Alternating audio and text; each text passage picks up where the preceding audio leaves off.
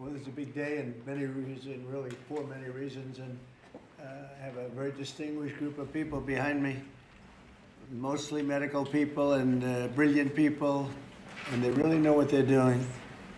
And I just want to thank them. They truly gave their lives in terms of the time and all of the incredible work they've done over the years in arriving at the position they have now, most respected people in the country.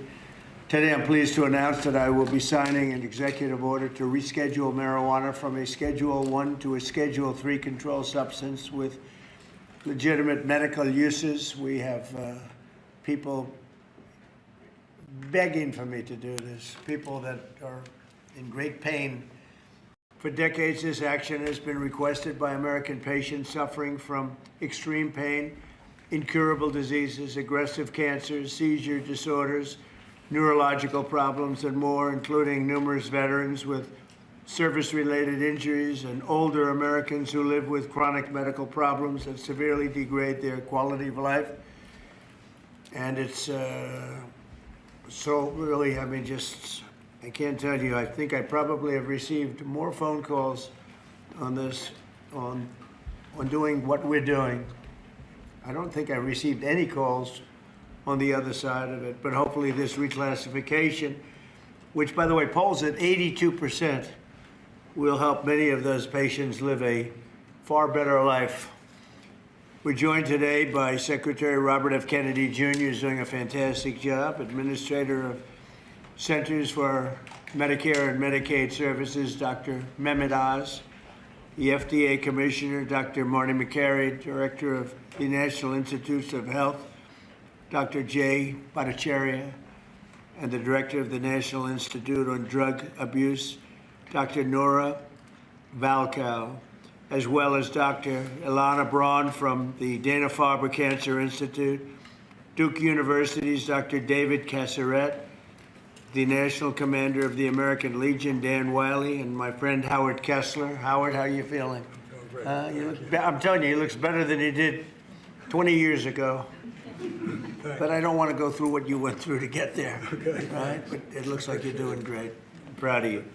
I want to emphasize that the order I am about to sign is not the legalization, or it doesn't legalize marijuana in any way, shape, or form, and in no way sanctions its use as a recreational drug. It has nothing to do with that.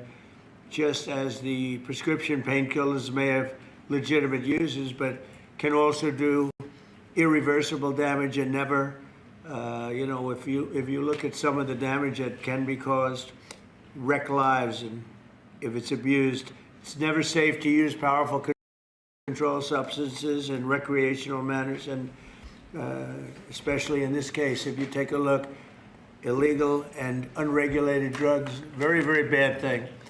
So I've always told my children, don't take drugs, no drinking, no smoking, and just stay away from drugs. I have been, they would look at me and they said, Dad, would you stop saying that? I would say every time I looked at it practically. Young Americans are especially at risk, so unless a drug is recommended by a doctor for medical reasons, just don't do it. At the same time, the facts compel the federal government to recognize that marijuana can be legitimate in terms of medical applications when carefully administered. In some cases, this may include the use as a substitute for addictive and potentially lethal opioid painkillers, and they cause tremendous problems. This can do it in a much lesser way, can make people feel much better that are living through tremendous pain and problems. 40 states and multiple U.S. territories have already recognized the use of medical marijuana. This reclassification order will make it far easier to conduct marijuana-related medical research, allowing us to study benefits, potential dangers, and future treatments. It's going to have a tremendously positive impact, I believe. We're also asking Congress to reconsider its classification of hemp-derived CBD to ensure seniors can access CBD products they have found beneficial for pain and other reasons. Some people are literally dying, and they're dying with tremendous pain, and this can in many cases, literally stop it, and they have their senses about them, as opposed to painkillers, which don't allow that, don't allow them to die with dignity, frankly. I promised to be the president of common sense, and that is exactly what we're doing. This is really something having to do with common sense. And it's something having to do with the fact that so many people that I respect ask me to do it. People that are having problems, big problems. They are having big problems with illness, with cancer in particular. I now want to ask Dr. Oz to say a few words, followed by Dr. Braun, Dr. Kassaret, Dan Wiley, and Dr. Valkow. And we'll sign the order as soon as they're complete, and we'll take some questions. Please, go ahead. Mr. President, thank you for always bravely pushing for common sense change, as you call it. So President Trump, Secretary Kennedy have been pushing for change. They're passionate in their desire to help the American people, and they have relentlessly pursued this agenda throughout this administration. This also includes a deep passion for research, gold standard research, as Secretary Kennedy also says. But there's another side to the president that often isn't reflected in media reports, and that's the deep passion he has for the people in his life. And he has called me frequently about the people who are calling him, as he alluded to, who are saying that they've got problems and they got relief from some of the solutions we're talking about today. Howard Kessler, who's standing behind me here, who's a mutual friend of ours, was an early caller of the president. Many others have ever reached out as well. And Howard's been a passionate advocate for avoiding narcotics, especially in seniors, and particularly seniors suffering from cancer. And that's a population that is a very important one. And it's a sympathetic population that's desirous of trying new ways besides some of the conventional approaches that have been tested by pharmaceutical companies but have untoward side effects. At the beginning of the year, one of the first things the president told me, he doesn't actually tell you, he demanded from me, that my agency, CMS... Nobody demands from him. No. Nobody. You have to know him. That's right.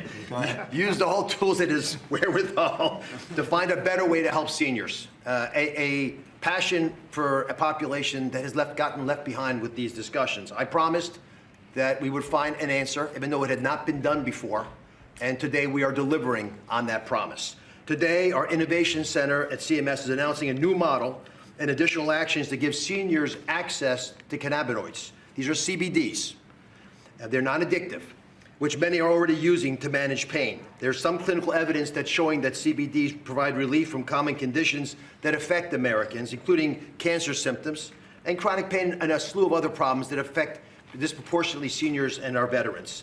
And 6 in 10 people who use the CBDs report that they improve their pain. I think all of those people are calling the president, judged on the number of calls in support of what we're doing today.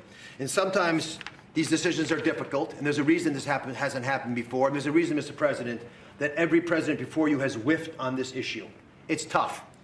And I know there's going to be a lot of discussion about it. That's why we're so passionate about making it clear that this patchwork that we're working within now, the laws and regulations, they're leaving patients and doctors without adequate guidance on the safeguards of how to use these products, even though they're still being used. At Medicare, we cover 68 million Americans, including people under the age of 65. And they did not have a way of providing these treatments until today. With the president's insistence, that's all changes. The Innovation Center models are going to allow millions of Americans on Medicare to become eligible to receive CBD as early as April of next year, and at no charge, if their doctors recommend them. Thanks to the hard work of the entire CMS team, especially Abe Sutton and Gita Dio at the Innovation Center, the accountable care organizations in this country working in Medicare will be able to provide these products, again, at no cost to patients. Medicare Advantage insurers, and we've been calling them, are also agreeing to consider CBD to be used for the 34 million Americans that they cover. If you can hear my voice and you're over 65, you should pay attention to this executive order because it's going to touch your life. Again, this all becomes active after the first quarter of next year. These CBD products must first meet local and state quality and safety standards. They must come from legitimate sources. They must abide by other regulations of those states. With these boxes checked, patients can be eligible for up to $500 of hemp-derived products each year. This is the first government-led testing of quality and outcomes for patients across different conditions, and it delivers on the need for more data collection and research into hemp usage. CMS is going to collect data, that's our job, on the patients that are being given these products by their physicians. In accordance with all the privacy and security regulations, we're going to analyze that data. We're going to make it publicly available to everybody to be able to analyze with us. If it shows promise, we will expand access to these products to even more conditions amongst Medicare and Medicaid beneficiaries. I want to thank not just the Secretary, but Marty Makary. We want a lot of companies who are doing this research that approach the FDA for formal approval. That is the right way to move forward. And Jay Bhattacharya, who's hiding in the back, he rarely hides, but Jay runs NIH, and he's agreed to support initiatives to study the data that we're collecting. Howard Kester, God bless you for being a pain in our sides. Mr. President, he's promised to stop calling you. But except on this issue, we'll call you on other issues. And I thank you again from the bottom of my heart for taking a difficult stance. Thank you very much. Okay. Mr. President, members of the Cabinet, thank you so much for the opportunity to be here and for your leadership in rescheduling cannabis from Schedule 1 to Schedule 3. This decision will accelerate scientific research and expand what can responsibly be studied. I'm a cancer psychiatrist and medical cannabis researcher at the Dana-Farber Cancer Institute. Over the past decade, federal investment in research has helped transform cancer care. People are living longer than ever before. But cancer care is not only about treating the tumor, it's also about addressing the anxiety, the fear, the stress that can come with a diagnosis, symptoms that can interfere with treatment and make recovery much more difficult. Many medications we use for acute anxiety carry significant risks, particularly in the older adults. That's why we're studying specific natural compounds found in cannabis, including the non-addictive cannabidiol, to understand whether they can safely and effectively help manage anxiety during cancer treatment. Rescheduling allows us to ask these questions rigorously about dosing, about safety, and who may benefit most. This research reflects the best of federal investment, helping people not only live longer, but live better. Thank you, Mr. President, for supporting careful, science-based research that puts patients first. Thank you. Thank you, Doctor. That was beautiful.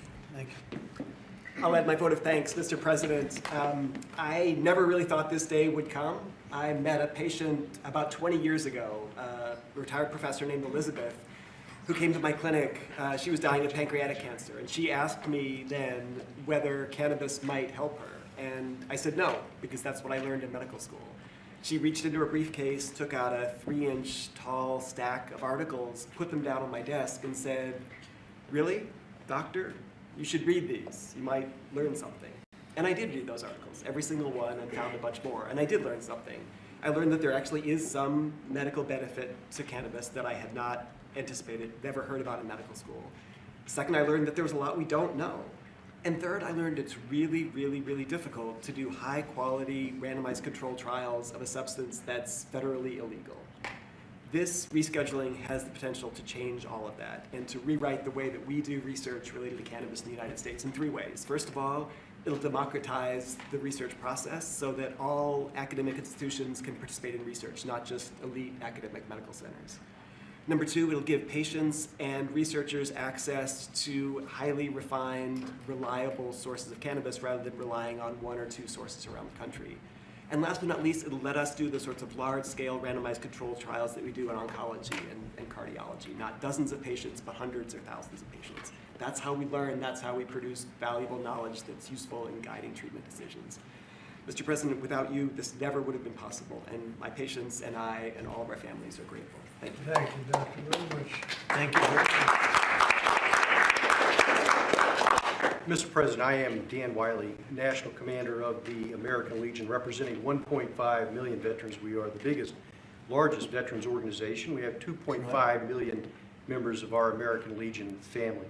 And I want to start by thanking you for your leadership on this issue. This issue is extremely important to the American Legion, and I want to thank you on behalf of the veterans who are going to benefit from potentially the research regarding this issue. Also want to thank you for your VA Secretary, Secretary Collins, and his work on difficult veterans issues with us this past year. The VA has worked with us on our Be the One mission, which is a mission to fight the epidemic of veteran suicide. veterans are disproportionately affected by conditions such as PTSD, TBI, depression, and chronic pain. And with this reclassification, it will allow research to be conducted with regard to cannabis. There is anecdotal evidence that cannabis benefits these conditions, and now we'll have an opportunity to see if research does prove that it is effective. And if it is so, then it'll open up a whole new method of treatment for our veterans with regard to this particular issue. And so, again, I just want to thank you for your leadership, and thank you on behalf of the American Legion for this executive order. Thank you. Such great people Thank you very much, Mr. that have President. suffered and will suffer a lot less now. You're right. Based on what I hear. Good Anybody afternoon. else, please? I'm Nora Volkov. I'm Director National Institute on Drug Abuse. And for us, the rescheduling opens the door to actually be able to accelerate the rate at which we can do research and discovery. And research is crucial in order for us to, for example, understand what may be and for whom the dangers of cannabis. Yes, cannabis can be addictive. And certainly people, adolescents and children may be the most vulnerable. But we cannot close our eyes to research and the opportunity that we are hearing from patients that for some of them, cannabis can solve their problem. And so what we need to do is do research, number one, to understand what are those conditions. Number two, in order to be able to optimally learn how to use it. And to understand, number three, who is at danger. And it is knowledge that will allow us to optimally take the benefits that may be behind cannabis, as research shows, but on the other hand, also enable us better to do prevention interventions to protect those that are most vulnerable. So thanks very much. Great job. Thank you very much. Thank you, Doctor. Bobby, do you have something to say? I'll just echo, thank you, Mr. President. Thank you for your leadership and vision in finally getting to closure on this issue. This is a question, a scientific question, that has divided our country for many, many years. And there are valid claims on both sides. On one side, patients and physicians attest that cannabinoids and THC can have miraculous effects on chronic pain, on epilepsy, on PTSD, on chemotherapy-induced nausea. My friend Howard Kessler, without whom we wouldn't be here today, drove this change in the schedule. And he did it because of his own experience in mitigating the impacts of chemotherapy. There's nothing to gain from this. He just saw something that worked for him, that worked for thousands of other Americans, and he wants to make it available to them. On the other side, there are valid claims about the negative impacts, about addiction, about psychosis, about adverse public health impacts, and impacts particularly on young people. So we haven't been, the evidence on all of these is anecdotal and it's hypothetical because we have not been able to do scientific studies.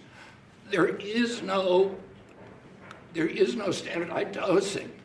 And if you don't have standardized dosing, any study that you do is comparing apples to pears. And we don't know the difference between botanicals and synthetics, and all of these questions we're now going to be able to answer. 5 administrations have promised to act on this issue. The Biden administration promised to do this, and the proposal began during the Biden administration. It got mired down in the chaos and inertia and disorganization of that. And I want to thank President Trump, who made the promise during the 2024 election that he was going to come in and solve this issue, that he was going to take decisive action, and he has kept that promise today. And so thank you, for President Trump, for your vision. And because of that, we will have answers very soon. This will finally allow us to study this issue and to answer these questions for the American people. Thank you very much, Bobby. Howard Kessler, a friend of mine, one of the most successful people in the country, came to see me on more than one occasion, actually. And he had some real difficulty about 3.5, 4 years ago. and he went through hell. And during his going through hell, he probably sampled everything you can sample when you're going through that, Howard. And he came to me, he said, there's been nothing like this, and we're gonna have to take a good, strong look at it, and that's what he asked me to do. And others have likewise said that, many others, I mean, you know, again, it's, I've never been inundated by so many people as I have about this particular reclassification. And I don't know that you have anything to say, Howard. If you'd like, you could say whatever you I like. just want to help the people 65 and over and make a difference in their lives. And we have machines and talent that could do it, not in 8-year clinical trials, but in a year. And we're going to prove that may change the world, really, in healthcare. So thank you, Mr. President. And I'm far younger than 65, so this does not pertain to me. Thank you. I don't want it, okay? I'm not going to be taking it, but a lot of people do want it. A lot of people need it, and thank you, Howard, for I appreciate it. really opening a lot of eyes. Okay, we'll sign it. We'll take some questions from the press. You can ask the doctor some questions, and it's an honor to do this.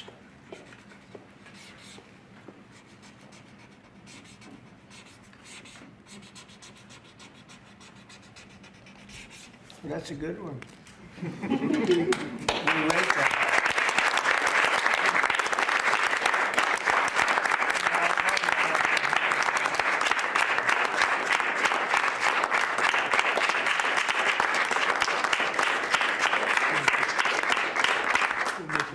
Thank you. Thank you very much, everybody. Any questions, please? Mr. President, Yes. a health-related question on your health care plan. You've said you want to make direct payments to Americans, but these Obamacare subsidies are expiring now in a matter of just a few days. More than 20 million Americans are now bracing for their premiums to skyrocket. Are you going to Because let of this Obama. happen, or Yeah, will you because- intervene? Yeah, they will skyrocket because it was never any good. I'd like to see the money that is going to the insurance companies by the hundreds of billions of dollars. You know, their stocks are up 1,400%, 1,800%, and 1,624%. Their stocks are up through the roof over a fairly short period of time because they're getting vast amounts of money. I want that money to go to the people directly and let the people buy their own health care. And they'll get much better health care than they get with the Unaffordable Care Act, as it's known by a lot of people. It is virtually unaffordable for people. It's a bad thing. We can have a great thing.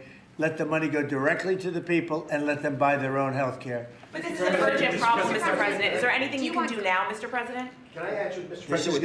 is going to be right now, as far as I'm concerned. Go ahead. We just got data today. We have federal exchanges where people come shopping for the ACA. And the president hasn't heard this yet, but we've talked to the team. The percentage change from last year was down 2.7 to 2.8%. Not the massive numbers that have been predicted. And there's many possible reasons for this, but right now Americans are signing up for these programs despite all the things that have been going on. 2.8% is a tiny fraction of what many had claimed would happen, and I think it speaks to the fact the American people appreciate these ACA plans are already subsidized over 80%. So it's a good deal, even if you don't get the extra 15, 20%. It's a great solution to much better health care at a much lower cost. Yeah, please. But do you want Congress to extend these ACA subsidies? Well, I'd like not to be able to do it. I'd like to get right into this, and I'd ask Oz this question in particular, but I'd like to see us get right into this. I don't know why we have to extend. This could be done rapidly if the Democrats would come along. We have a problem. The insurance companies own the Democrat Party. They own it. And the Democrats having a hard time. They give a lot of money to the Democrats. Very little money to Republicans, by the way. A lot of money to Democrats. And they're going to have to decide, do they want to do the right thing or do they want to be beholden to the, insurance companies? They're making a fortune. I want the money to go to the people. Go ahead, Oz. How would you say that? I agree with the president. We have some ideas out there. Congress is working through some concepts. But I just want to emphasize that the ACAs are not imploding based on the data we just received from the federal marketplace. This can go very quickly, actually. Yes, please. Mr. President, can I ask you clarify something for me on the Federal Reserve? How many people are you interviewing for the Fed chairman, and what did you think of Chris Waller? I think he's great. I mean, he's been a man who's been there a long time, somebody that I was very involved with in the sense of his career, and he's a fantastic man. I met him yesterday, again. So how many people are you looking at? We're talking to 3 or 4. I think every one of them would be a good choice, honestly. Michelle Bowman? We'll be making a decision pretty Is quick. Michelle Bowman on that list too? Are you going to interview her? She's fantastic. She's a fantastic person. Thank you, Mr. President. Some GOP lawmakers have written to you in recent days saying they're concerned this executive order could normalize drug use for youth. How would you respond to them? You're talking about this particular today? Well, I think I'd let one of the doctors respond to it because they can do it a lot better than me. But I can only tell you that when you see polls of 82% of the people want this, when I have friends that are really, really sick and they've gone through, I guess you could say, unfortunately, I don't want to become too involved in it because I don't want it happening. But these are people that really know what's going on. Very smart people. This is one of the most successful people in the country and a very brilliant guy. And when they go through this horrible ordeal of cancer or other things, and they realize that this is something that makes them feel better without all of the side effects of some of the drugs where you're just totally knocked out and out of it. But I'd like to have one of the doctors maybe respond because you people do it better than anybody. I'm happy to respond. Yes. I mean, and my answer is we have had cannabis scheduled for how long? And it hasn't protected neither the adolescents nor the adults. We have 20 million people in the United States with a cannabis use disorder. This is not legalizing it. It's making easier to do research so that we can use it when it is indicated and optimally. So it's also a big part of this is research. In other words, you'll now have a much larger sample and you'll be able to see if it's as good as many people say it is. I mean, people say it is beyond good, and you'll be able to find that out now. On housing, you talked in your address last night about housing. Yeah. Are you still considering a national emergency over housing? I'm looking And at it. what would yeah, that look I'm like? looking What would at that it. mobilize? You know, there's two thoughts on housing. You have a lot of people have housing that because we have such a strong time and such a strong market, their houses are very valuable. It's a big part of their net worth, their house.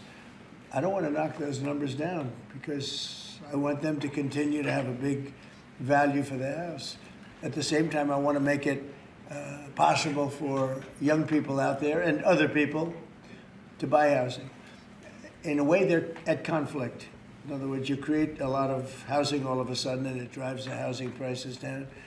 So I want to take care of the people that have houses that have a value to, to the house that they never thought possible, that have sort of made them wealthy and happy, and especially in their later years. Got to be careful with that. I want to keep them up. At the same time, I want to make it possible for people to go buy houses. Daniel, please. Mr. President, you announced the Warriors dividend Yeah. last night in your primetime speech. Very patriotic, very generous. What was the rationale and the thought process? How did you come up with the idea? What made you want to give back to Well, our the troops? 1776 was easy to come up with because we're actually at 1775.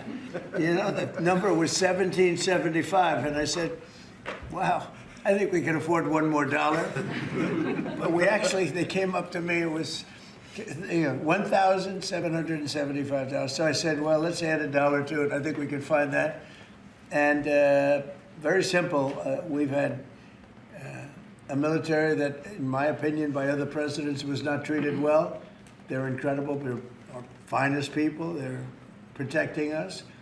And because of tariffs, we're taking in billions and billions of dollars more than we ever have before, with no inflation, by the way, with no inflation. You saw the inflation numbers. They just came out today. What great timing. Practically no inflation. And yet we're taking in hundreds of billions of dollars. And this is small potatoes by comparison, but it's a way of taking care of our warriors, our soldiers. And I appreciate that question, Daniel. Yeah, and Caroline It was an Levitt easy just one. She just posted on X, your press secretary, that the board members of the Yeah. Kennedy Center voted unanimously to rename it the Trump Kennedy Center. What is your reaction to that? Well, I was honored by it. The board is a very distinguished board, most distinguished people in the country. And I was surprised by it, and I was honored by it. we're saving the building. We saved the building. The building was in such bad shape, both physically, financially, and every other way, and now it's very solid, very strong. We have something going on television, I guess on the 23rd December. I think it's going to get very big ratings, and the Kennedy Center is really, really back strongly. It's in very bad shape, very, very bad shape physically. And we were also to get Congress to put up a lot of money and other people to put up a lot of money. We had a lot of donors come in for record-setting numbers, so we saved the Kennedy Center, and I was really, this was brought up by one of the very distinguished board members, and they voted on it, and there's a lot of board members, and they voted unanimously, so I was very honored by it. Thank you.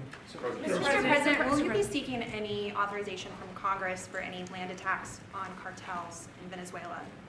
For anyone? For any land attacks on drug cartels in Venezuela?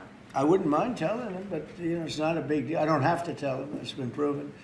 But I wouldn't mind at all. I just hope they wouldn't leak it. You have people leak it. They are politicians and they leak like a sieve. But I'd have no problem doing that. On that, Mr. President. Yes, please. Mr. President, there's a meeting this weekend on Ukraine in Florida. What are you hoping will come out of that meeting? Well, they're getting close to something, but I hope Ukraine moves quickly. I hope Ukraine moves quickly because Russia's there. And, every time they take too much time, then Russia changes their mind. 27,000 soldiers were killed last month. Think of that. What do you think of that, doctors? 27,000, it's like a half a football stadium, were killed in 1 month. And it's that way. It's anywhere between 20 and 30,000, mostly soldiers, also some people from Kiev and other places. But largely, it's the soldiers. They're losing their lives. Nobody's ever seen anything like it. It's the worst since World War II. And, you've heard me say I settled 8 wars, some going on for 35 years, one going on for 37, one going on for 32. And 8 wars, and I thought this would be an easier one. This is because of the animosity, the hatred. It's a little bit more difficult than we thought. But there's a chance we can get this done maybe soon. Sir. Remember that 25 to 30,000 people being killed a month, young people being killed a month. Steve, please. When do you expect to make your announcement about the new Fed chair, sir? Before the end of the year, what do you think? Over the next couple of weeks. I mean, I don't know before the end of the year, but pretty soon. And then the Rocky Mount, North Carolina tomorrow night. Tell us what your message is going to be there, sir. Say what? When you go to Rocky Mount, North Carolina tomorrow night, what's your message going to be there? Well, it's not going to be that much different from what I did last night. I mean, we've had tremendous success. We're bringing prices down. We inherited a mess.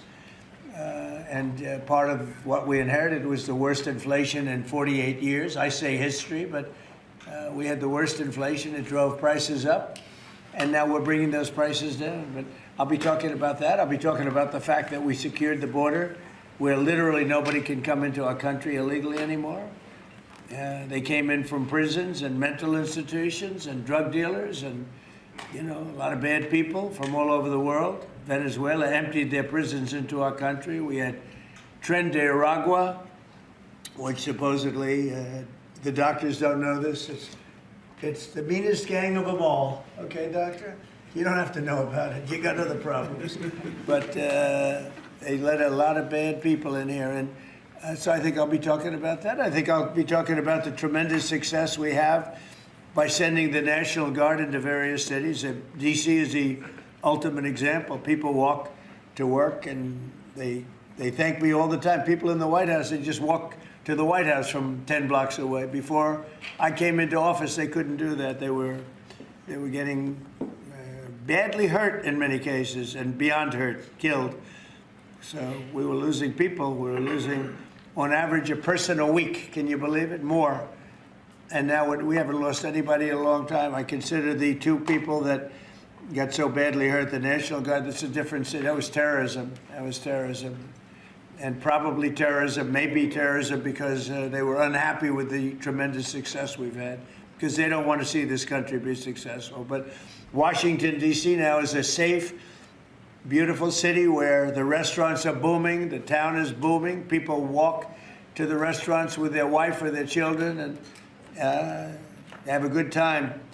We were losing all the restaurants. We were losing our life in this. We were just the whole heritage of Washington D.C. was down the drain, and we brought it back. And now everybody's thrilled to be here. It's the hottest. It's a part of the hottest country anywhere in the world. We've become, in 10 months, the hottest country anywhere in the world. And I say it all the time, we were a dead country 1.5 years ago. Do you expect to meet Prime Minister Netanyahu while you're down in Palm Beach? Yeah, he would like to see me. We haven't set it up formally, but he'd like to see me.